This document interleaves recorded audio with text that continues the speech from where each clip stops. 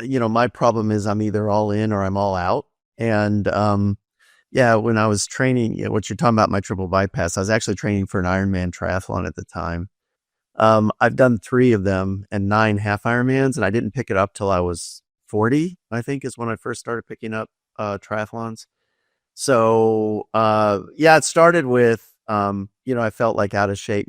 When my wife was pregnant, I have 3 daughters. When my wife was pregnant, uh, with each kid, I would, hey, let's get ice cream. Great. Let's have some ice cream. Yeah, let's have pizza. Let's do all this. And then I'd gain 20, 30 pounds along with her for the baby. Then she'd have the baby and she was like skinny again. And I was like this big, like Jabba the Hutt. So I started getting back into exercise. I was doing bicycling. I'm an avid bicyclist with my friends, and I swam in high school. So I started doing swimming again. And then I thought, well, let's try some triathlon. So I started sprints, and I did Olympic distance and a half iron, and finally iron. And yeah, so that's how I work. But unfortunately, I also am an Ashkenazi Jew, and we tend to have heart disease, and it's genetic. And between that and some stress, I was training one day in the pool with my team, and all of a sudden I couldn't breathe. Went to the hospital. I wouldn't let them get an ambulance for me. Went to the hospital. First I drove myself home, put on some sweats, showered, put on some sweats. My wife's going, come on. I was hungry, hadn't eaten all day. I took a thigh out of the rotisserie chicken. I'm eating that. And then we drive to the hospital, told them what was happening. Long story short, I had a heart cath, and they split my chest open and rerouted my plumbing. So, yeah. Well, I'm curious because you said like I'm either 100% or like I'm 0. I'm curious. There's the Craig before. I'm going to call it the moment. And obviously a triple bypass, right, is like, it's not one of those ones where like, hey, you know what? You get a little bit of a blockage here, like, but not a big deal. Like a triple bypass, crack you open. I'm curious what was going through your head. I mean, because I'm also curious because like your job, your professional role, like the excellence that you've exhibited professionally is as an attorney in estate planning and actually helping matters of what happens when you are no longer here. So I'm curious, the Craig beforehand versus the Craig afterwards. Can you walk us through in terms of what was going through your head and how you've changed from before? Yeah, I mean, shoot, I had done I completed a half Ironman, I don't know, 6 months before my surgery. And before that, I even had heart, what's it do? When you do a stress test, they do a nuclear stress test, and they thought I was fine, but they never did a calcium score. So I didn't know about all the buildup. But yeah, the guy who did the heart cath is a friend of mine. His name's Jeff Rosen. And he's really kind of obnoxious, and we were like yucking it up in the OR before he put me out for the heart cath. And I wake up and he goes, Craig, we got to talk. And I said, Jeff, no good words are said after that. What do you mean? And I'm still kind of groggy from the anesthesia. And he says, well, maybe we should bring Patty in. I said, yeah, good idea. So he looks at me, he goes, you need you need a triple bypass. You need it now. You could have knocked me over with the feather. I mean, I thought at the time I was 55 years old. I thought I was this badass that's doing Ironmans. How many 55-year-olds are doing Ironmans? And my timing wasn't bad. Like I would end up somewhere in the top third of my age group. I mean, I'm not a super athlete, but that's not bad. And anyway, yeah. So before I thought I was this badass. I thought I was invincible. I thought I was, I really thought I was immortal, even though I deal in estate planning, I'm dealing with death all the time, but I'm looking at my clients. I go, they don't, I'm not like that and everything. So afterwards, that was a real awakening, and I changed a lot of things. I realized a lot of it was from stress. I bought a home in Asheville, North Carolina. A lot of my clients are seasonal down here in Southwest Florida. They live here part of the year, and then they go up north for the rest of the year. And I thought to myself, why do I need to stay down here? I can Zoom them from Florida. I can Zoom them from North Carolina. What's the difference? So I bought a home in North Carolina. I shed a lot of the administrative responsibilities as a senior partner of this little law firm that's 100 years old. And don't I look great for being the senior partner of a 100-year-old law firm? Yeah. I'm like Dan Sullivan. I'm going to live to 156, right? Yeah, you're like Benjamin Button. You're at this point, you're like Benjamin Button. Next time we talk, you're gonna look like you're 40. Yeah, that's great. So anyway, yeah, the Craig after is probably he's a little bit more laid back. He doesn't worry too much about things he can't control. He's turning a lot of things over to other people, and I'm really working more and more just in my unique ability. So it was actually a good thing. Yeah. What were the hard truths that when you looked yourself in the mirror and you kind of went, okay, 100-year-old company, senior partner.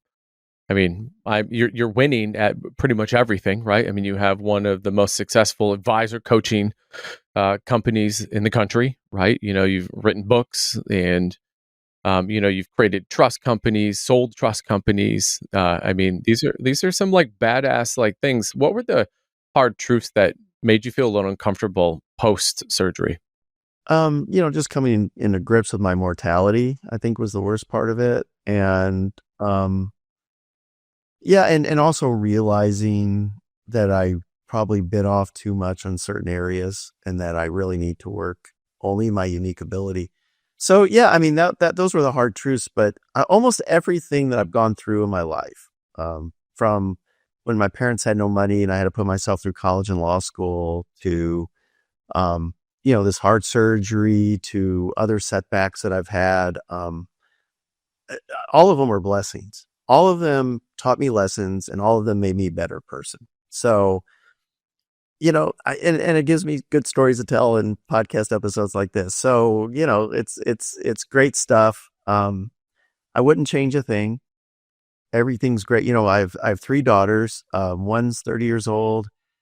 She's married. I love my son-in-law. They live in New York City. They just bought a home in New Jersey. They're moving to the suburbs, and hopefully I'll be a granddad sometime in the next year or two. Looking forward to that. And, like you're expecting kids. I'm glad I'm through that stage. I'm glad that I'm not raising kids anymore. Daughter number 2 just got married 3 weeks ago. Love that son-in-law too. Great couple. She's a physical therapist. They live in Tampa. Daughter number 3 is in dental school. She's going to be a dentist. She's at the University of Florida, my alma mater. So, yeah, life's good. I cannot complain. I have great kids. I have great son-in-laws. They have great families. Yeah, post Craig is just very grateful. Craig, have you always been that way? I mean, you talked about, I want to go into some of these stories that you just were mentioning, but have you always had this sort of ability to turn the lemon into lemonade? What is it? They say necessity is the mother of invention. So it was either that or become a drug addict and die under a bridge shooting drugs into my veins. Yeah, I mean, I don't know. Yeah, I mean, I like being positive, and we do live a short life. That's one thing about being an estate planning attorney, especially as long as I've done it. I'm in my 36th year of practice now. And I've had probably 2 waves of clients come and go in the sense that I did their planning and they died, right? So, you see what happens. You have a good look at what happens. And my clients are all pretty wealthy. So you see a good sense of what that looks like. And one of the things that I found, like I have clients, for example, they lived in Chicago, right? And they had an hour commute into the office and an hour commute home, and they never had time to exercise. And they get all pasty and flabby. And then they come down to Florida and this is heaven. And then they go out on the tennis court and die of a heart attack, at age 74 or something. And I go, I don't want to do that. That's not me. And, so you do get a sense of where, yeah, these people, they die. Generally they're men because the older generation, the man was one who earned the money. Not so true now, but true with a lot of my old clients. And then you see their wives. So their wives they're free of their husband who's been a nag. They have all this money. They go out to lunch every day, so, they have a great time. So that I did. Oh, I got to tell you one other thing. When I was being wheeled into the OR, it happened to be on the date of my wife and I's 30th wedding anniversary. We were supposed to be flying to Croatia. Are you serious? Yeah, and Italy, and we were going to do this backroads bicycling trip. And Patty leans over to me and whispers, just before I go in the OR and just before I go out, she said, "You will go through no amount of trouble to avoid buying me a nice anniversary gift." So, yeah, I mean, I guess I don't want to be like some of the people that I see. Craig, you'll probably appreciate this. I think I saw a Harvard study that came out that said that men who are married live 10 years longer than men who are not. And I think this is pure coincidence, is that women who are married live 10 years less than women who are not. But you know why? Do you know why men die before they're women who are married? Why? Because they want to. Oh. This might be the first this might be my first episode here where my comment section is going to be like, who is this guy? Who is this guy? Well, actually, the joke goes, why do Jewish men always die before their wives? And the answer is because they want to. Because they I can't wait to see the comment section on this one. Craig, I want to dive in a little bit into your beginning because I'm so curious. Like I mean, I love, by the way, you sharing that story about that you want to be in gratitude and you want to be in positivity. But, when you think about our life, we are faced with all of these decisions. I'm always reminded of that Robert Frost, two roads diverge in a wood. But I'm reminded that we all have the ability and the agency of decision. And what strikes me is something you just said earlier. I grew up in a household that had no money. Can you bring us back there? I mean, what was it like growing up in as the 5-year-old Craig, the 4-year-old Craig, the 10-year-old Craig? Well, my father was in a menswear retail business that my grandfather had some stores and my uncle had some stores. And my dad really wasn't cut out for business. He went to business school at Indiana University. That's where he met my mom. It's a good thing that his parents forced him to go to business school because otherwise I wouldn't be, right? They got married really young. My dad was 22. My mom was 20. I came along 2 years later, a year and a half later, actually. And my father, he'd actually had skill as an artist. In fact, he still paints. And at 85, my mom died 9 years ago of leukemia. But so dad actually got admitted to the Chicago Institute of Art. And his parents wouldn't let him go. What are you going to be, a starving artist? So instead, he was a starving businessman. And then eventually he became a starving accountant. So because he was doing things he didn't enjoy that weren't his passion. So when I was growing up, I thought, that's not going to be me. I'm going to do, not that I have this huge passion for estate planning law, but what I decided to do, I got my accounting degree, and that was on dad's advice. An accounting business major is really versatile. You can do a lot of things with it. And, I'm a CPA too. I don't practice as one, but I am one. So I have a bachelor's and master's in accounting hanging behind me. And then I have my law degree, of course. So I knew that if I had those skills, that I'd always be employed and that I'd have something special. Like my law school classes, there's maybe 6 or 7 of us in the tax courses. That's it. No one wants to take those. Who wants to take partnership tax, corporate tax, income taxation of estates and trusts, all that stuff, state and gift tax. No one wants to take those courses. But I knew that it would make me valuable and it would build on my accounting degree. And I didn't know what I was going to do with it, but here I am. So young Craig had no money. Young Craig worked through high school, college, law school. I think the point that I want the audience to understand is that there's 2 roads diverge in the wood, right? And your dad took the one that his parents said you need to take, right? And then as a result of that, you had a front row seat to this.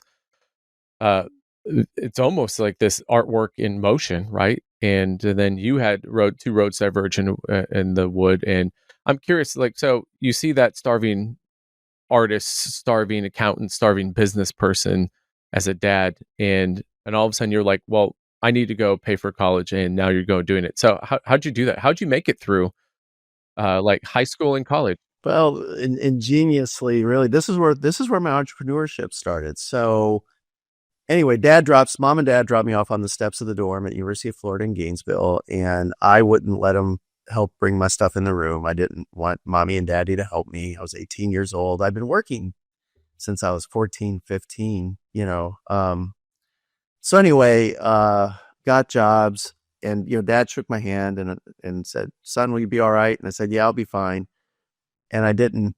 And I thought to myself as I was driving away with my younger sister, how am I going to do this? But I left with bachelor's of accounting, master's of accounting, law degree, and a wife, 7 years later. So, let me give you one story. So I was in a fraternity. It was a Jewish fraternity, and it had a lot of kids in it. And I lived in the house my sophomore year. Well, someone had to be the football ticket chairman. This is at the University of Florida, and Florida football was big back then.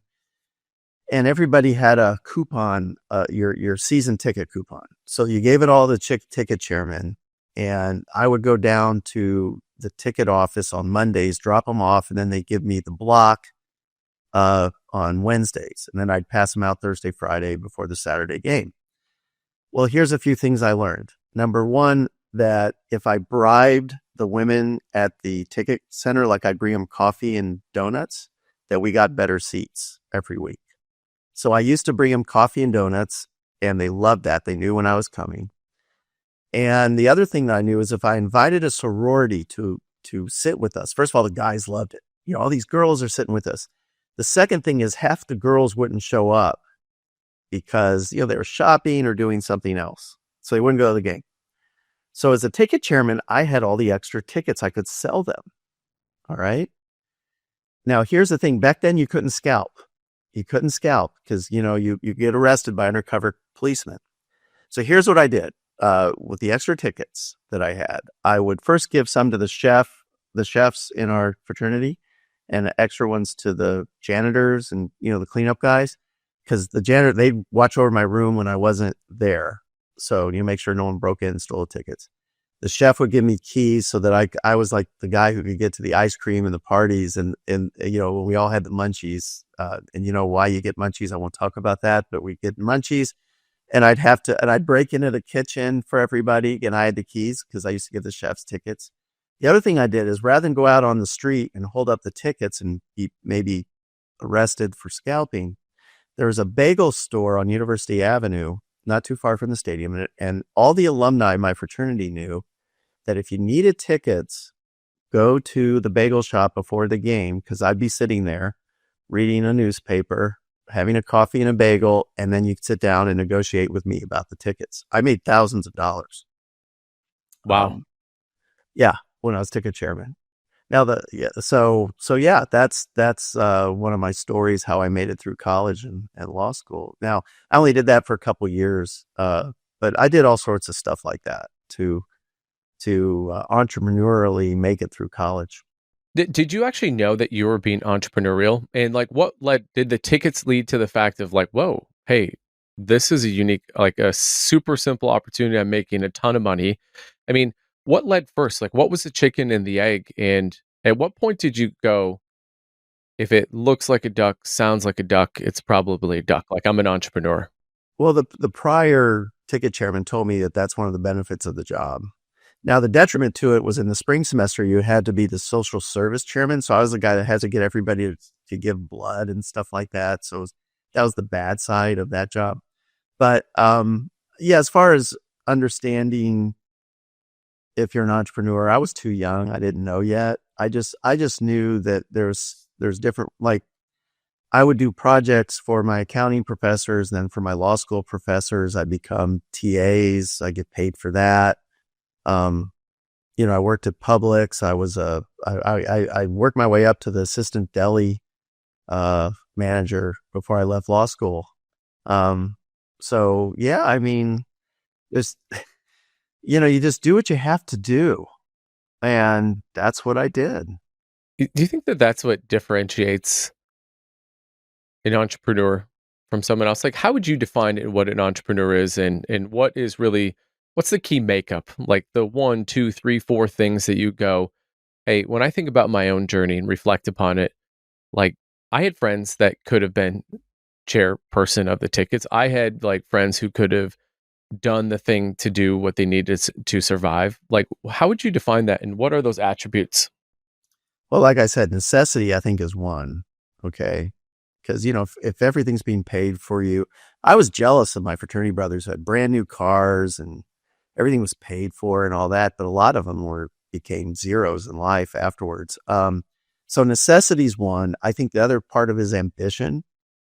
You have to want it, just like the good sports athletes, the ones that win the championships, they have to want it. You have to want it really badly. And I had that want because of the way I grew up. I mean, all the kids would be getting Levi's and I'd have to wear Toughskins because my parents wouldn't buy Levi's. They were too expensive. Yeah. So you have to want it. A third element of it is you do have to have some moxie and some EQ. I think EQ is much more important than IQ is.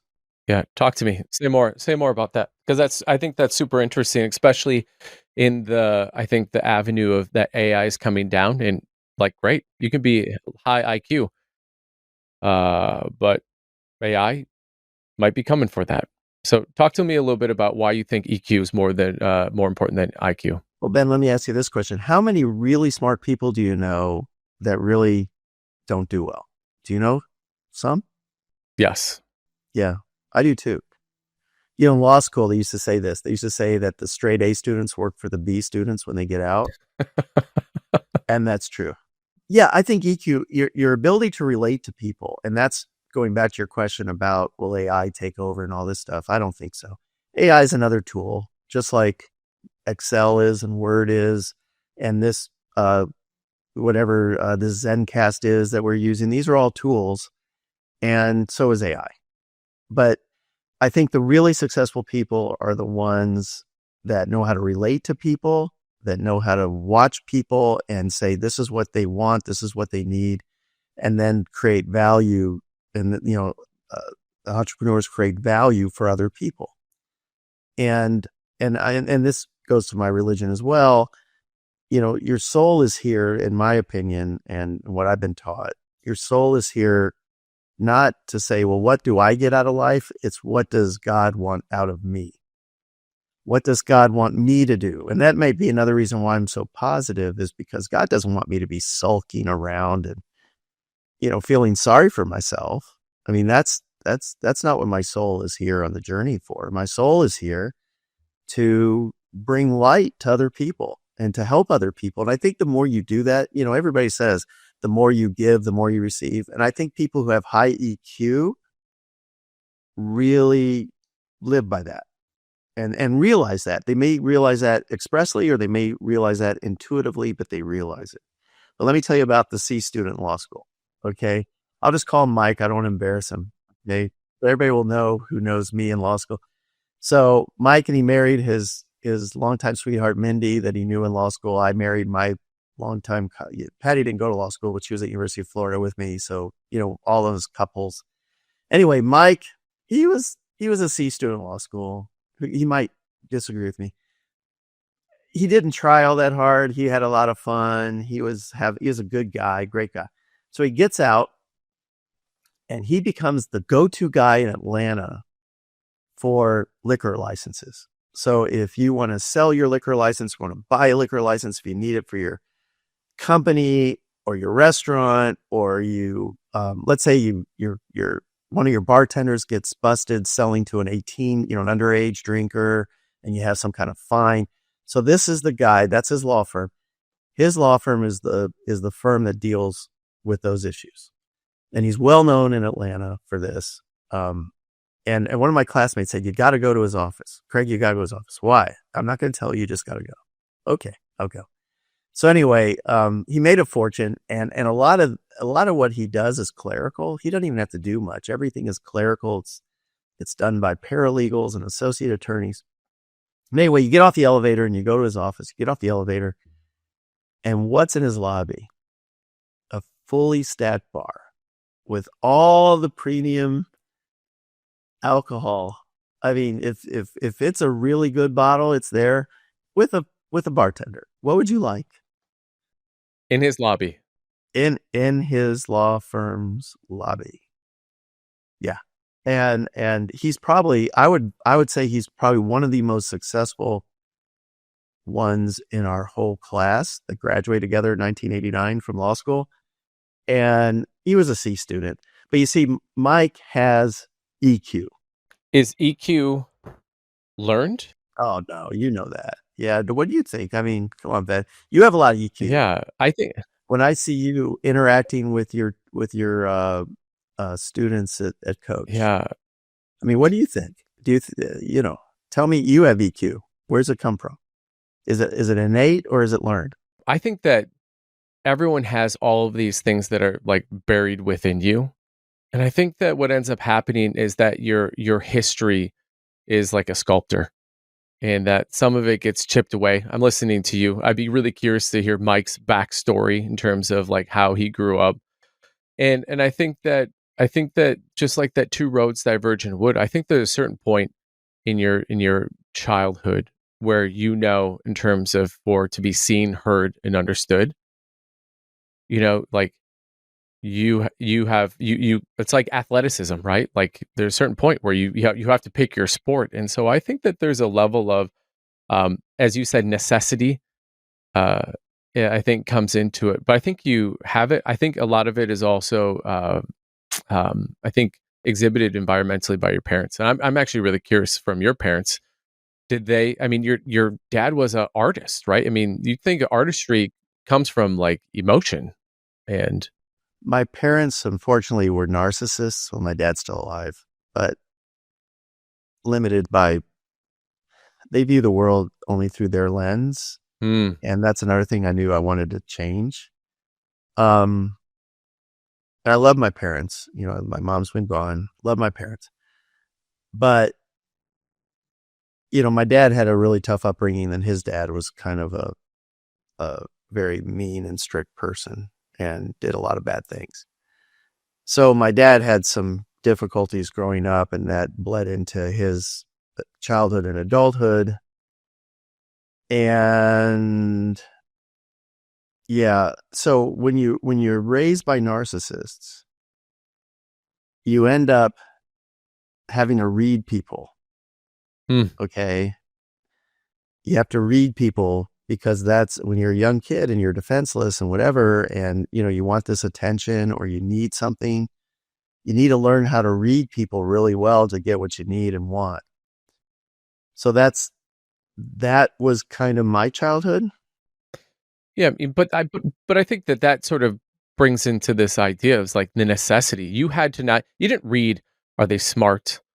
Are they not? You were reading, going, where are they at in that emotional scale, that spectrum, right? And that's how actually you survived, right? I mean, Yeah, it was survival. And, and remember I'll tell you another story. So I'm in law school and they had a rule. You're not supposed to work your first year because the first year is so loaded and so tough. And, not only was I taking law school classes, but I was taking Masters of Accounting classes that semester. I probably had 22 or 23 semester hours. And because I needed my master's to sit for the CPA exam. yeah, So, and my brother-in-law and I, he was just a friend then, but my brother-in-law and I, and one other person actually went to the School of Accounting and the law school and helped them create the dual program, Masters of Accounting and first year of law, so that kids who needed their master's could sit for the CPA. So anyway, here I am working in Publix and I'm behind the deli counter and the dean of the law school shows up to order something, some turkey. Dean Jeff Lewis, nice guy. And he looks at me and he's looking at me. He says, "Aren't you a law student?" And I said, "Yeah." And, my name tag, Craig, and he goes, "What's your name?" "Craig Hersch."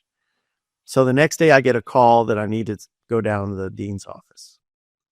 So I went to the dean's office and Dean Lewis said, "I saw you working and, you're not supposed to because there's so much. And I see here that you're also doing Masters in Accounting classes. you're going to kill yourself. How, what's going on here? And I said, Dean Lewis, with all due respect, I said, if you want to give me more scholarship money or somehow fund me, I said, I'm working because I need to. I can't pay my rent. I can't pay my tuition. I can't be here unless I'm working. And that was the end of that conversation, really. He didn't really say anything more. We just chatted. But yeah, I mean, that's me as a young man. This is wild. I mean, this is in your early this is like in your I'm probably 23, 22, 23 years old there. yeah, and at this point, you had been married a year, right? No, I didn't get married until my last year of law school. Okay. Patty and I got married right after I graduated. So my very first paycheck as a working person after all my degrees was into a joint account with my wife. Yeah. That's pretty special. Well, Craig, I really appreciate you sharing that about your like your upbringing. And I'm always so curious because I think that who we are today is a direct representation of what we've been looking for ourselves that we're putting out into the world. And I think about like what you do. I mean, like you said, you're a small law firm in Southwest Florida. Yeah, but you are one of the most well-known, largest coach advisors to like law firms across the country. The state-run law firms, but yeah. You started like a trust company. I mean that went from I can't even remember from like zero to how many million. Well, we're closing in on $1 billion of money under management. And the story behind that was I used to work with a large regional or a large national bank and trust company. Their local president was a friend of mine. And I used to say, I love your people, but I hate your bank, because we had a lot of referrals going back and forth, and I would send him, I'd have to send the documents that I was drafting up to their main office in Orlando, and it would just fall into a black hole. No one would get back to me. And then my clients would say, why can't we sign this? And I didn't want to throw the bank under the bus. And it was just this whole big rigmarole.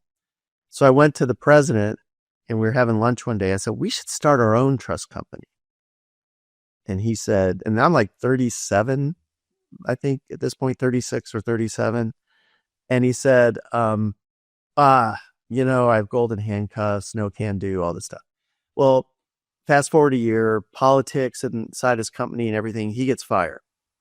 In fact, the executive flew down to a local airport, sent him out to the Page Field. The executive was on this private jet, handed him his pink slip, then took off. I mean, he never, it was all from the airport. So his first call was to his wife. His second call was to me. The second call was, how long will it take us to put this bank together? This trust company. I said, about a year. And he goes, good, because I have a severance package and it lasts a year. And I have a non-compete. So we drove up to Orlando, where one of my law school classmates was a banking lawyer, and we put everything together. We raised some capital, started the bank. We stole all their good people. We stole all their good clients. And I was on the board of directors, and I was one of the shareholders. And 18 years later, we sold it back to a regional bank.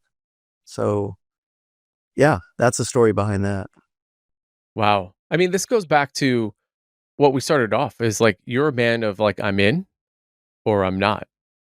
And what's interesting to me, though, I want to harken back to this the statement that you made. I think it's so profound, and you credit it back to your spirituality, but it's not in terms of what can I get from this life, but what can I actually input back into this life. And I'm just curious, has that always been where you had been coming from, or was there a time period where you were like, you know what? This is bullshit. I grew up, you know what? I feel like, I had like these tough skin genes, and you know what? I'm finally getting like some money, and you know what? Like, what can life do for me? I'm curious, walk me down that lane, because I don't think for a lot of people, they just go, hey, I'm 22 years old. Like, let me put on my servant leader skin and like, let me serve people. Yeah, it evolved. I would say that early in my life, and this probably was what led to my heart disease, in my 20s and 30s in particular, I was driven by anger. Ooh. Okay. Like Michael Jordan used to make up stories about his opponents, and that's how he would get angry and defeat them, like the Detroit Pistons back in the day. You're too young to remember this, but He had to muscle up because they would just they figured out how to beat him was just to pummel him. yeah, at the time it was Isaiah Thomas and Dennis Rodman and Bill Laimbeer, and Jordan would get mad, and that's how his anger is what drove him to the championships. But it took Phil Jackson, his coach, just to kind of zen him out and say, "Let the game come to you," and that's when they finally got really good. But as far as I'm concerned, as far as my life, a lot of my early days was driven by anger. I think one of the turning points was having children. When I was 30, my oldest daughter was born. When I was 32, my second daughter was born. When I was 36, my youngest daughter was born. And my wife's family.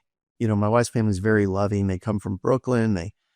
They lived in a brownstone. Grandma and grandpa were on the middle floor. Auntie and uncle with cousins were on the top floor. My wife's family was on the bottom floor. They all grew up. Very warm family, and which was a little different than mine, a lot different than mine. And I think, there was an evolution that occurred. And when I had my heart disease, when I figured out about that, I did a lot of study. I picked up books by Jonathan Sacks, who's now deceased, but really influential rabbi out of Great Britain. I learned a lot in his writings. So yeah, I mean, it's been an evolution over time. I wouldn't say I was like this from 20 something. It's probably more in my, let's call it mid to late 40s on up, that I realized what we're here for. Where do you think the anger came from, and how did that manifest itself? I mean, outside of like drive, like I'm gonna win, but I mean, where did that come from, and how did you experience that? I mean, maybe you more understand it in retrospect than anything, but can you share that? Yeah. Well, when you're a kid, you're angry because, why does life suck so bad for me? Why do my friends have brand new cars and, they go out on dates and they can buy weed without any problems and all that stuff, right? In college. And, here I am working my ass off, and I'm working at Publix till midnight. I'm mopping floors. I'm doing this. So, there was some anger. I don't know if it's jealousy. I don't know if it's like life's unfair. It was a lot of that. And the good news is, because I normally have a happy disposition, I had a good time through all that anyway. But there's definitely an anger burning within that may not have been so evident on the surface, but was certainly underneath. And that anger just drove me. And the other thing is, I grew up in Indianapolis, Indiana. We moved to Clearwater, Florida when my dad made a change to be an accountant, and there's a whole story there that I'm not going to go into. But so I moved in my junior year of high school, which really kind of sucks for somebody who's in high school. But Indianapolis was really constraining. It's a very much, at least my experience of it, very much a caste system that if your father's this is all you're ever going to be, sort of place. And I knew I was going to do better than what my parents did. And Florida, even though it sucked at first because I didn't really have friends, until I went off to Gainesville, it's really tough to move in your junior year of high school. The cliques are all formed, everything. But yeah, it was the best thing that happened to me because it was freeing in the sense that I was a completely different person. I could be whoever I wanted to be. There was no history. No one knew my history. No one knew what my parents did. So, yeah, I mean, so that was the evolution of it. And the good news is that my disposition has always been one of happiness. What do they call that? The 7-8, what's that? Print, I think it's called. Yeah. Yep. Prince. My Yep. print 7-8. And one of those is like happiness. I want to be happy. And that's me. Well, it's interesting. I'm curious. I love this word about you had a great disposition. So like I was happy throughout all of it. But it seems to me that you made a transition, and there's a certain point, like what you were talking about in your 40s, you had a converter installed that said, like, instead of looking, I can just be happy, but does that actually mean it's fleeting, right? I think that happiness often is when from A to B, when you get there, happiness, right? A brief glimpse of it. You have a moment, happiness, and then you come back to reality. It seems like you had a converter of moving more towards joy. Yeah. Yeah. Talk to me a little bit about that. How do you see joy and happiness playing out, not only in your life, but as you think about like your kids, as you're watching them now? I mean, they're kind of going to that age that you were kind of in the midst of that. Like, hey, I'm angry, but I'm killing it. Yeah. Well, like my religious background, or at least my tradition that I come from, joy is called Simha. I don't know if you've ever heard that word, Simha. So, like if you're having a wedding or a bar mitzvah or bat mitzvah or something happy, it's called a Simha. And uh, a Simha can't happen unless it's shared with other people. So that's joy. Joy is something that's shared, right? Happiness can be personal. It can be selfish, right? And like it's fleeting. You know, you give me you give me a brand new car and now I'm happy, but a few months later that happiness wears off, maybe, or even a few days later, maybe. But like a simcha, an event like that is joyful, and that's something that you hope lasts for a lifetime. That feeling, and the nice thing about my family, I have a huge extended family. My wife has two brothers. Each of them have three kids. So there's 9 grandchildren on my in-laws side of the family. And they're all starting to get married and have kids. They're, this huge family, and it's very joyful. Like my daughter's wedding was 2 weeks after one of my niece's weddings, and all the same crowd were at both weddings. So, and it was really neat to see all the cousins being joyful for one another. And it didn't matter if it was Brooke's wedding, which is my niece, or Courtney's wedding, my daughter.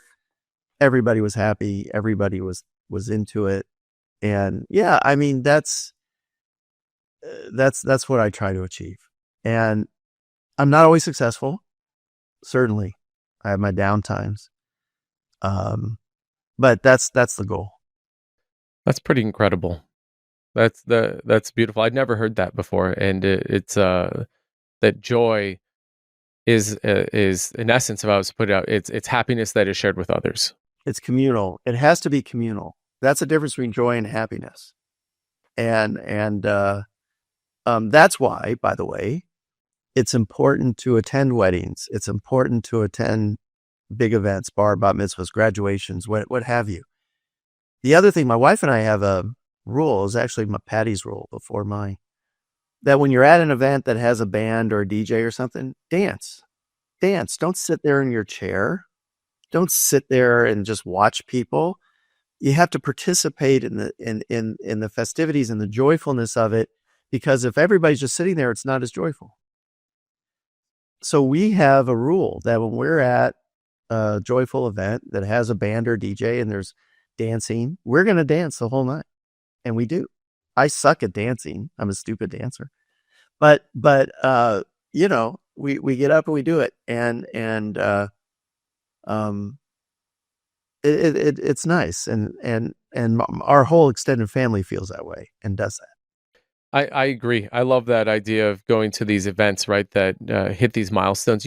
Growing up, my father was a pastor and retired now, and that's a lot of like how funerals actually felt to me. I love going to like weddings, which is great, but funerals were actually a place that even now, in terms of when I have a client who's passed, or even my own son, right, Benny, when he passed, that there's a level of, I think there's an opportunity to celebrate their Semka, if you wanna say, that, that they shared, like, with others. Well, then let me ask you this question. Uh, I, one of my fraternity brothers was the son of a rabbi, so he grew up in this glass bowl. Being the son of a pastor, was it growing up in a glass bowl? Did that make things difficult for you? It's a great question. I would say the answer was no. I think it was more people had, I think, their own glass bowl around themselves, and it distorted what that view was. I remember the first time when we moved to Wisconsin from a small town in southern Minnesota, um, and growing up, I don't remember my parents really ever drinking until we got to Wisconsin. Coincidence? I don't know. Everyone drinks in Wisconsin. And I remember us going to a local tavern and my dad ordering a beer. And I remember, because everyone knew, that's Pastor Dan. And and I think more people had the glass bowl because they're like, oh my, the pastor's having a beer. And I think that, growing up, my parents didn't create a bowl, at least from my perspective, is that my dad was just my dad. He was just like any other man. And you think about even like, But even the congregants, they didn't like look at you and say, "This is the pastor's son." And if you did something a little unusual, if you got in trouble or anything, that wasn't an issue for you growing. You probably were too good. You didn't get in trouble. well, I just didn't get caught. I think that's the key component. When you have an older sister, like who basically shows you the ropes of like, hey, I would take notes. I'd be like, don't do that. If you don't do that, you'll be fine. No, I do think that people had their sort of like bias or in terms of their narrative, but I never really felt it. But I think a huge part of it was that my parents, a lot of people have the misconception my parents talked about God all the time, and they didn't. But at least like my remembrance, in terms of more so, not any more than any other, I think like family, as I've gotten out into my adult world and you talk to people about their faith, right? Whatever their faith is, but the thing I remember, and I think that this is maybe why I didn't have a bowl, is that I get to watch my parents be. I get to actually watch their actions more so than the things that they actually said. And I credit a lot of the EQ that both my sister and I have from those things. My sister Beth was actually telling this story that she remembers my time frame. Like she's 3.5 years older than me, like 3 years. Yeah, no, actually 3 years older than me. And so she remembers a lot of things I don't remember, like when she was 6 and I'm 3. And she'll be like, yeah, I remember my parents, when they would have these time frames when it was clear we were having some emotional sort of dissonance, either with each other or us to them, or just in general, that we would have to sit down on. We had this specific couch, and they would sit us down there, and we'd have to talk about it, and then we'd write whatever it was on the piece of paper, and then we'd crumple it up when we're done, and we would throw it away. So you had your own experience transformer. Yeah, yeah, I had my own experience transformer long before. So for many of you who are maybe listening to this, experience transformer is one of the core essential tools at Strategic Coach, that helps transform things that other people would find really difficult, and it turns it from a difficulty into a win. It's like that Nelson Mandela quote, after being in prison for 20 years, and a reporter asked them, "Do you feel like you lost out?" And I love this quote, Craig. He goes, He goes, "I never lose." He goes, "I'm either winning or I'm learning." Well, if you don't mind, I want to ask you another question. You've lost a child, which I can't imagine the pain of that. How do you continue being as positive as you are and as loving as you are after having gone through something like that? It's a really good question. Uh, I'll give you huge credit. I think that thinking structures that allow you to process, like Strategic Coach, there's not one part of my life that hasn't like impacted in my ability to capture, magnify, and disseminate. Um, I remember when Benny was still with us, kind of halfway in the middle of his 16 days of life. But it become really clear, like there was a born on label date to this, and that we could stay in this sort of like world. I was reminded of I don't know if you're a Harry Potter fan, but there's a scene in Harry Potter where the room of remembrance, and there's this mirror there. And Dumbledore goes in and he's like, "Listen, you can get lost in these moments." And I remember that moment where it was like, "Oh, it's perfect. We're holding him. We're having these incredible family moments, and Benny's just blessing us like every moment of every day that we had with him." But I remember a friend of mine, Blake Hansen. He sent me this a message, and he goes, and I didn't get it right away. He goes, "God must have so much respect for you." And I was like, "Whoa, well, this is a funny, this is a way of funny way of showing it." And what I realized, actually, I mean, I just had this realization about 2 months ago in Arizona at the Free Zone Summit. I was telling someone about this Benny's story, and that how he made it through all these filters that he shouldn't have made it through, right? He should have tested, and they should have known that he had trisomy 18 so many times, like before we actually found out. And I was explaining it. I said you had a better chance of playing the Powerball than of Benny's odds of actually coming through with a false negative. And I realized that I had actually won my Powerball. Like, I had actually won the Powerball already. And so it brought me full circle back to this Blake comment. He goes, "God must really respect you." And yeah, Benny lived more in 16 days than I had in 42 years. And I think it was just in the being present in the moment. And I remember distinctly, Craig, that these moments of sorrow, I think, could easily have allowed me to slip into this valley of this abyss of either indifference or into just incredible sorrow and self-sabotage, victim mindset of like, why me? Like, how did this happen to me?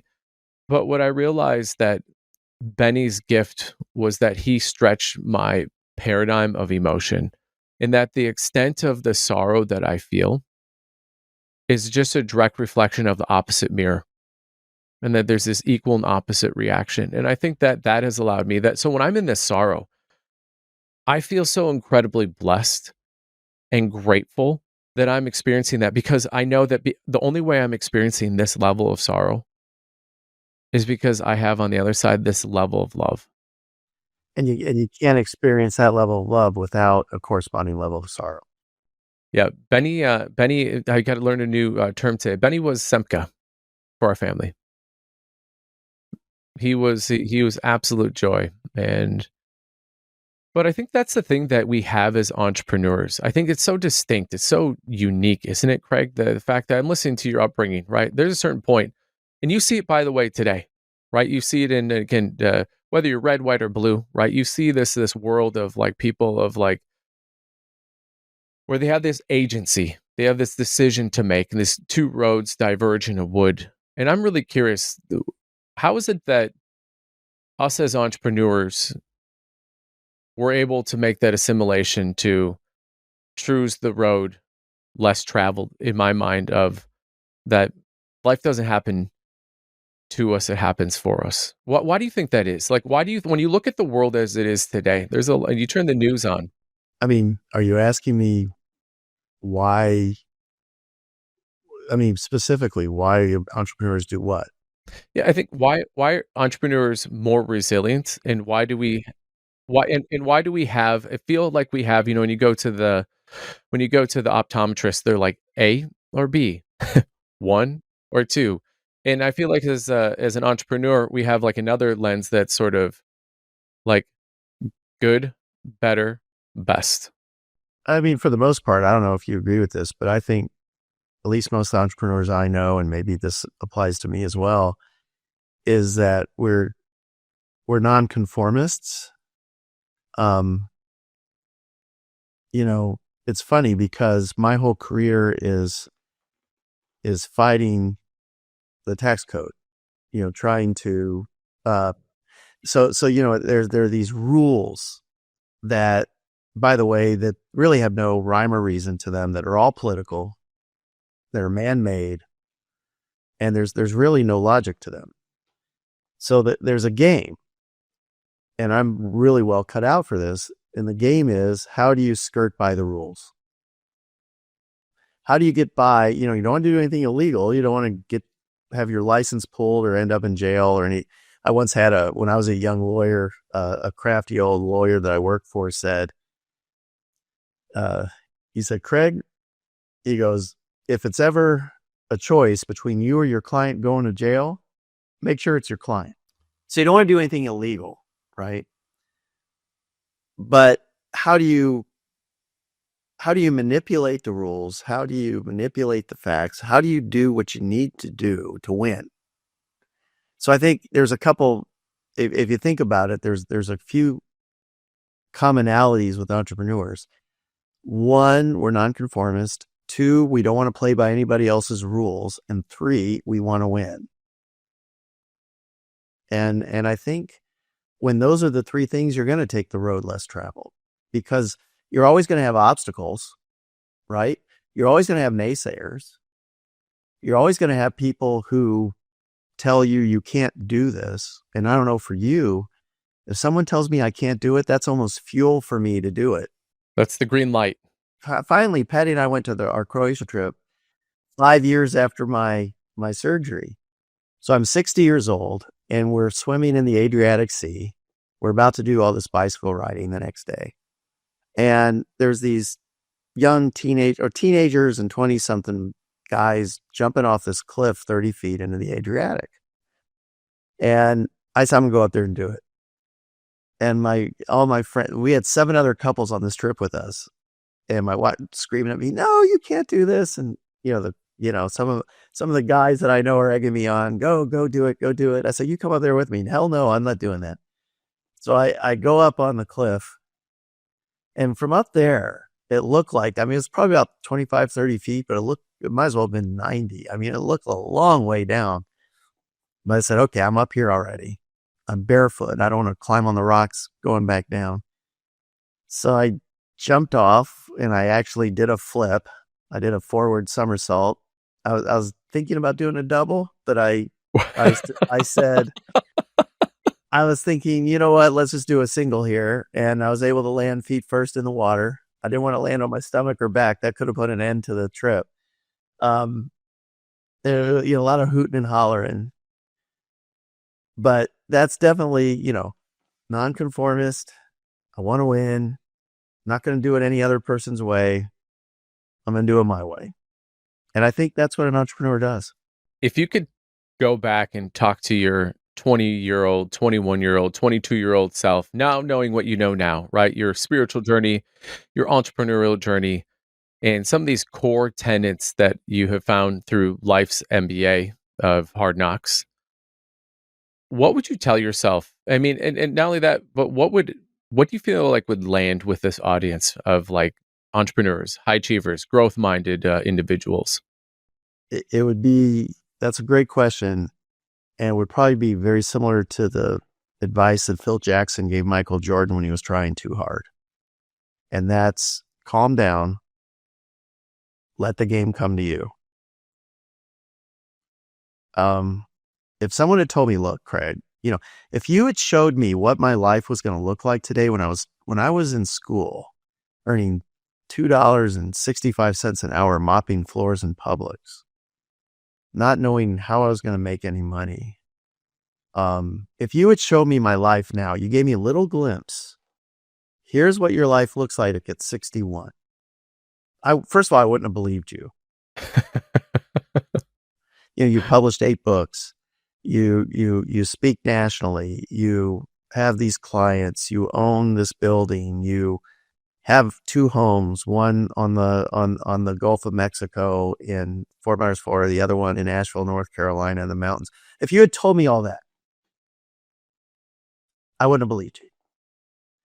So it would have been really nice for me to go back and talk to my earlier self and say, calm down, let life come to you. It's all going to work out. I wish I could do that. So if some person, say some young person after this podcast sees this and goes, I get what you're talking about, Craig. My upbringing wasn't fill in the blank. I felt like I didn't have XYZ. How would you help them visualize or get a sense that, like, hey, this life is actually going to come to you? Stop trying to be there, as Dan Sullivan would say. Stop trying to be there. Be here. And if you expand from here, life's just going to come to you. How would you actually help them? What questions would you be asking them that would help them maybe start to get a little glimpse of what that life would look like? I kind of have that right now. My son-in-law, who just married Courtney, he's in prosthetics, and he works for somebody else, and he's unhappy.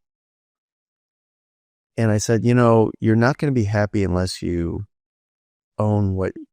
unless you're the master of what you're doing. He, for some reason or another, lacks confidence about that. Thank God, that's one thing I never lacked, is confidence in myself.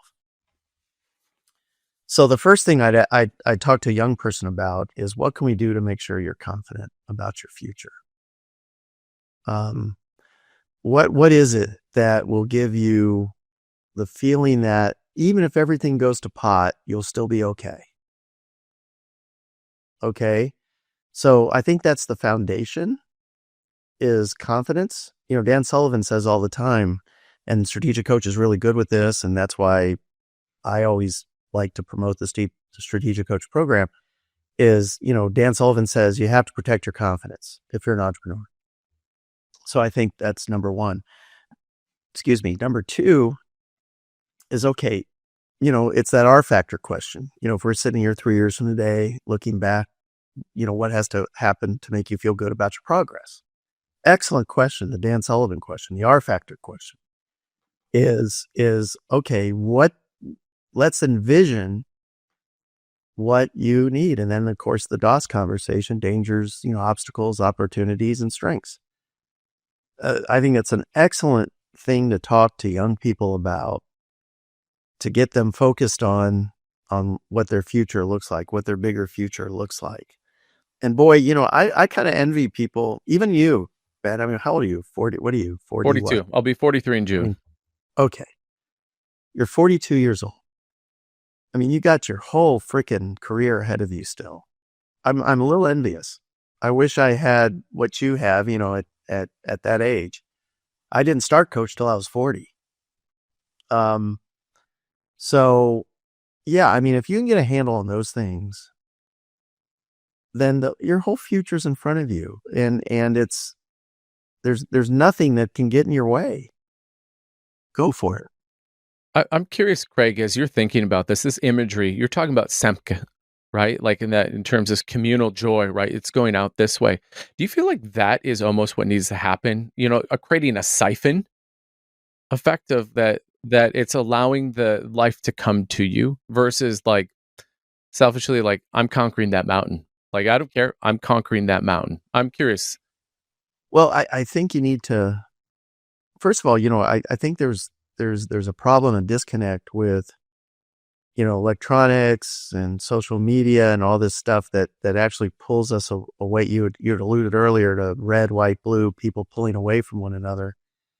I think having a community, however that community is, whether it's your faith community, your family community, professional community, whatever it is, I think you need to surround yourself with a community of like-minded people who are encouraging and are not tearing you down because they're jealous or what have you.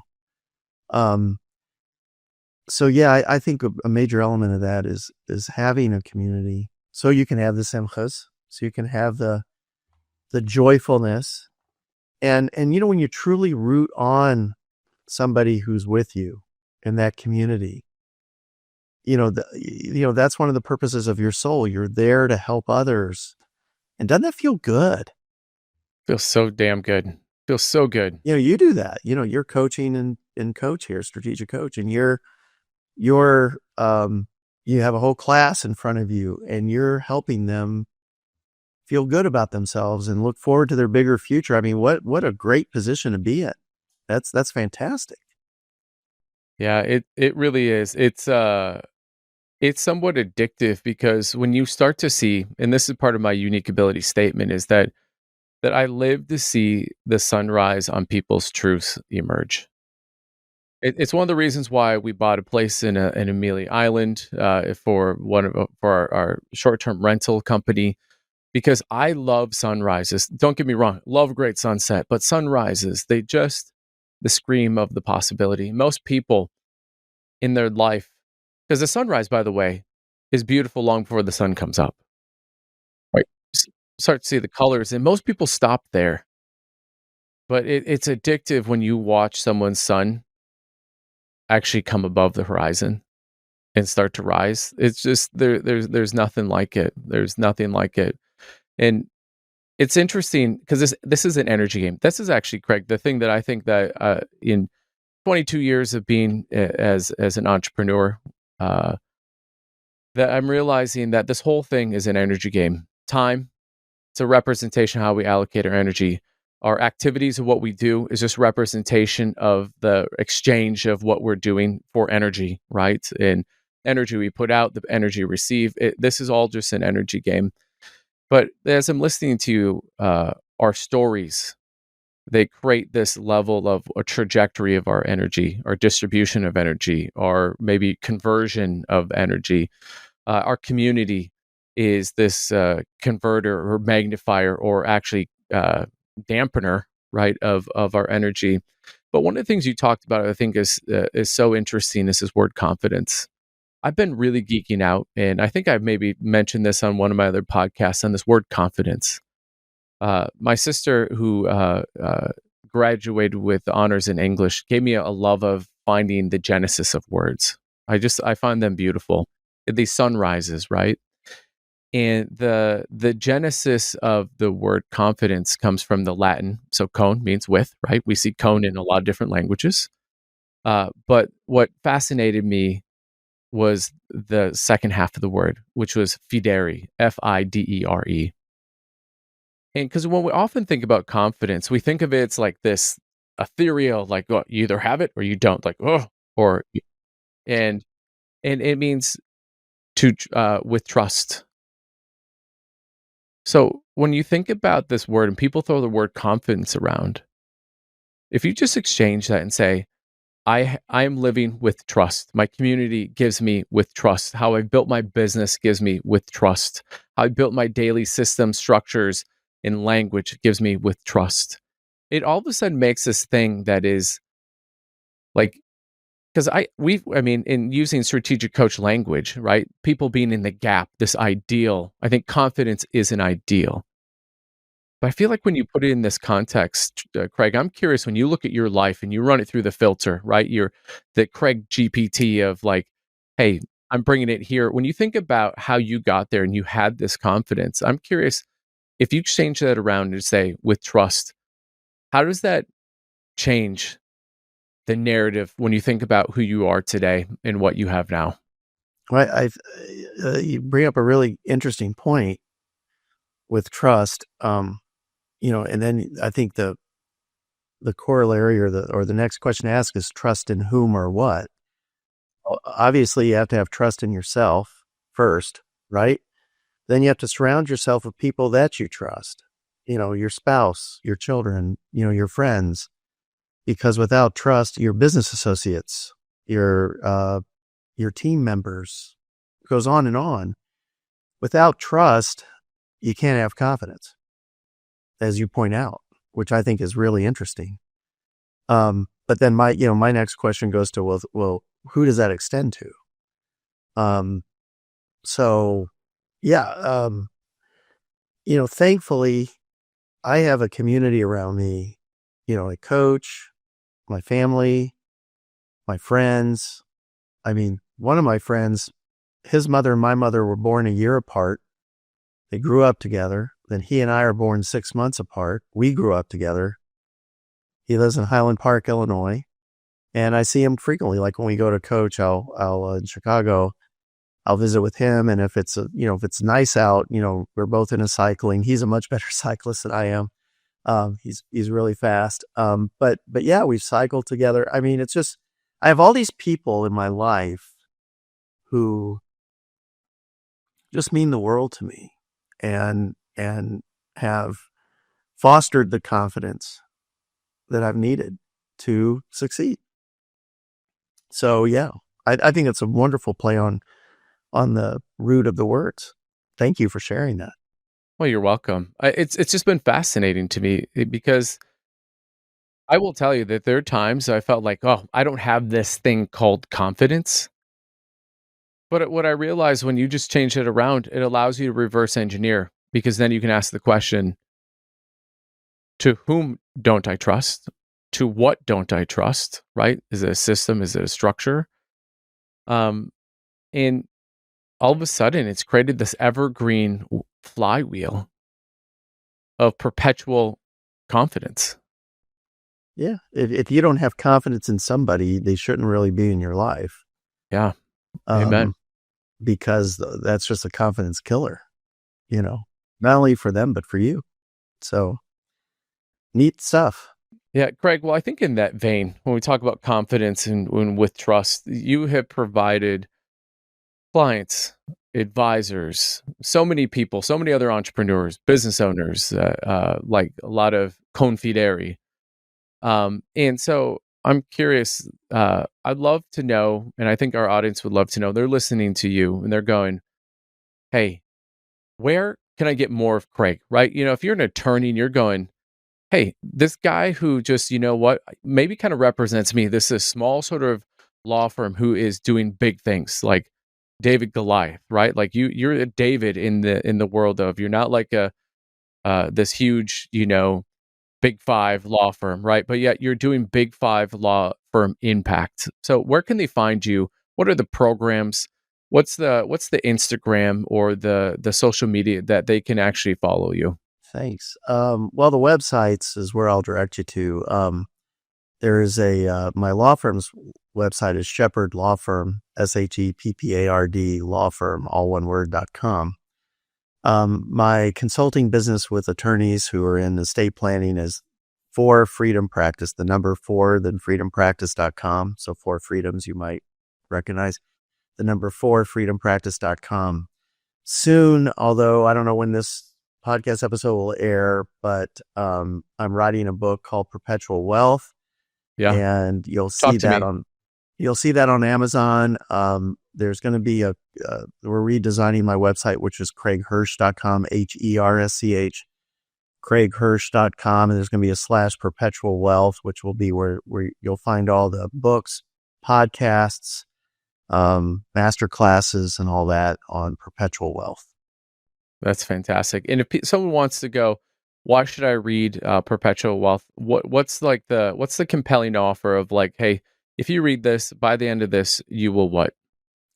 Well, what I write in Perpetual Wealth, I start off with a Dave Chappelle making fun of Donald Trump quote.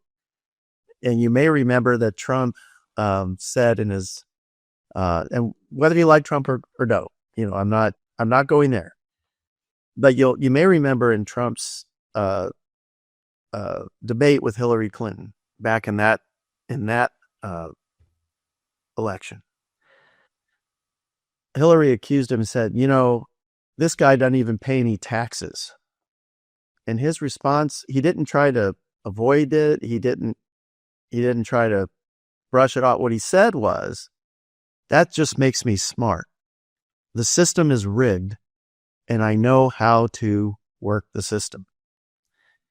And that's essentially what my book is about, is that for entrepreneurs, the legal, tax, financial systems are in fact rigged. And my book says, but if you understand what your goal is and you understand how it's rigged and you have the right advisors, you can re-rig the system in your favor. And that's essentially what my book is about, is I explain how the system is rigged and how you re-rig the system. Wow. I, for one, am excited as an entrepreneur for your book to come out. That's a compelling offer that has, I believe, compelling outcomes.